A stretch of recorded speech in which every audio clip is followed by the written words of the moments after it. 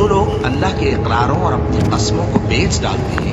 اور ان کے عوض تھوڑی سی قیمت حاصل کرتے ہیں، ان کا آخرت میں کچھ حصہ نہیں۔ ان سے اللہ نہ تو کلام کرے گا اور نہ قیامت کے روز ان کی طرف دیکھے گا، اور نہ ان کو پاک کرے گا، اور ان کو دکھ دینے والا عذاب ہوگا۔ اور ان اہل کتاب میں بعض ایسے ہیں کہ کتاب یعنی تورات کو زبان مروڑ مروڑ کر پڑھتے ہیں تاکہ تم سمجھو کہ جو کچھ وہ پڑھتے ہیں کتاب میں سے ہے، حالانکہ وہ کتاب میں سے نہیں ہوتا، اور کہتے ہیں کہ وہ اللہ کی طرف سے نازل ہوا ہے، حالانکہ وہ اللہ کی طرف سے نہیں ہوتا، اور اللہ پر جھوٹ بولتے ہیں اور یہ بات جانتے بھی ہیں۔ کسی آدمی کو شایع نہیں کہ اللہ اسے کتاب اور حکومت اور قوت عطا فرمائے، پھر وہ لوگوں سے کہے کہ اللہ کو چھوڑ کر میرے بندے ہو جاؤ، بلکہ اس کو یہ کہنا چاہیے کہ اے اہل کتاب تم ربانی ہو جاؤ،